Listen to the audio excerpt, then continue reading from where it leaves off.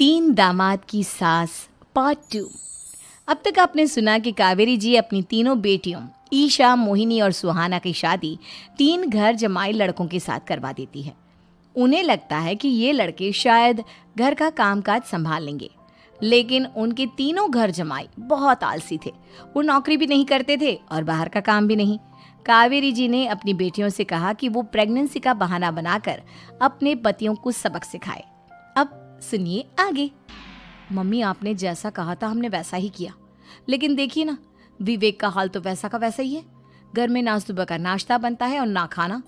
नौकरी पर जाने की बात करूं तो खाने को दौड़ते हैं मुझे।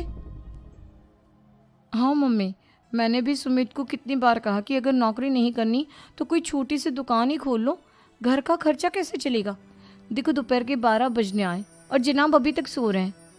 हाँ मम्मी, ईशा और सुहाना ठीक कहती हैं। अविनाश का भी यही हाल है। जब मैंने अपनी प्रेगनेंसी के बारे में कहा तो मुझसे कहने लगा, अरे दूसरी लड़कियां तो 9-9 महीने तक नौकरी करती है, बस डिलीवरी के टाइम छुट्टी लेती है। मोहिनी, तुम भी नौकरी करो। अब मुझे कहाँ नौकरी मिलेगी? मम्मी बताओ, अब मैं क्या करूँ?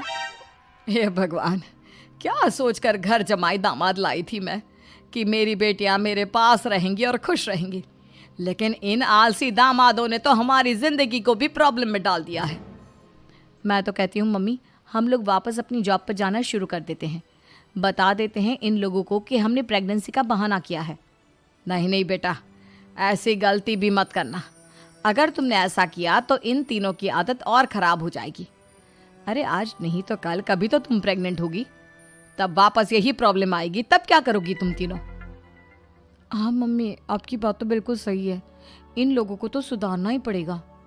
लेकिन कैसे? अपने बच्चों के आने की खबर सुनकर भी इन लोगों पर कोई असर नहीं हो रहा। पैसे कमाने के लिए घर से बाहर निकलना ही नहीं चाहते ये तीनों। अब मेरे दिमाग में एक प्लान आया है। तुम तीनों चिंता मत करो, उन तीनों को बुलाओ, फिर मैं बात करती हूँ। थोड़ी देर बाद कावेरी जी अपने तीनों दामादों को सामने बुलाकर अपनी बात कहना शुरू करती हैं।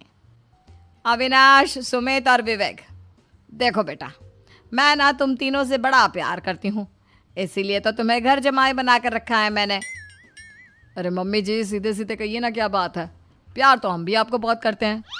अरे मम्मी जी, आपकी इज्जत भी बहुत करते हैं। अरे भाई, आपके जैसी सास और कमाने वाली बीवी सबको मिलती है क्या? हाँ मम्मी, विवेक और सुमित ठीक कह रहे हैं। आपकी बेटी से शादी करके मेरी तो ज़िंदगी ही अच्छी हो गई है। जानती हूँ मैं, और ये भी जानती हूँ कि तुम तीनों अपने अपनी बीवियों से बहुत प्यार करते हो। बेटा, बात ऐसी है कि हमारे कुल गुरु ने कहा है कि प्रेग्नेंट होने के बाद मेरी तीनों बेटियां शुरू के 4 महीने हमारे गांव में जाकर रहेगी, जहां मेरे चाचा जी रहते हैं। अरे लेकिन क्यों मम्मी, गांव में जाकर रहने की क्या ज़रूरत है इन तीनों को? वो क्या है ना बेटा, हमारे परिवार को एक श्राप है। अगर मेरी बेटियों ने यहाँ पर बच्चा पैदा करने की कोशिश की तो उनके बच्चों को कुछ भी हो सकता है। इसलिए अब से लेकर 4 महीने पूरे होने तक इन्हें गांव वाले घर में रहना पड़ेगा। हाँ, तो इसमें प्रॉब्लम क्या है मम्मी जी? हम भी वहाँ जाकर रहेंगे, पिकनिक मनाएंगे। अरे भाई, बीवी जहाँ हम भी वहाँ। हाँ यार, आइडिया तो बहुत अच्छा है।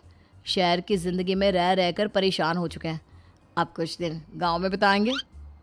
तुम लोग समझने की कोशिश क्यों नहीं करते? तुम में से कोई भी वहाँ नहीं जा सकता, और मैं यहाँ रहूँगी ना तुम तीनों के साथ। 4 महीने की तो बात है, उसके बाद ये तीनों ही लौट कर आ जाएंगी। ठीक है मम्मी जी, अब हमारे बच्चों का सवाल है तो ये तो करना ही पड़ेगा। कावेरी अपनी तीनों बेटियों को कुछ दिन के लिए घर से बाहर कहीं दूसरे शहर में रहने के लिए भेज देती है। कुछ दिनों के बाद, अरे मम्मी जी, बहुत दिन से पिज्ज़ा नहीं खाया, मंगवाइए ना।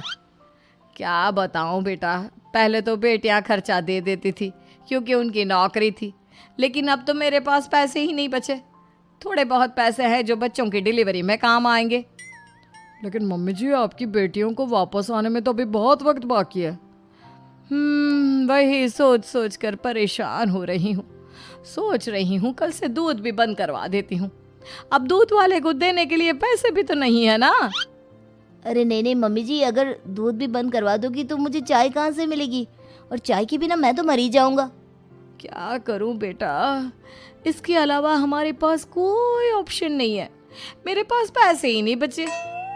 इस तरह कावेरी जी धीरे धीरे अपने तीनों दामादों को पैसे देना बंद कर देती हैं और घर में खाने पीने की चीजें लाना भी बंद कर देती है।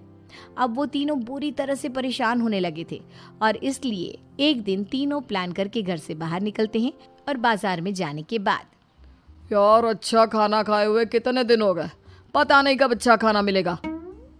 हमारी बीवियों के जाने के बाद तो हमारी हालत भिखारियों जैसी हो गई है यार।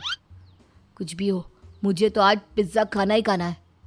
जेब में 1 रुपया नहीं और पिज्ज़ा खाएगा, कहाँ से आएंगे पैसे? अरे देख वहाँ सामने बोर्ड पर क्या लिखा हुआ है, कंप्यूटर पर काम करने के लिए एक आदमी की आवश्यकता है।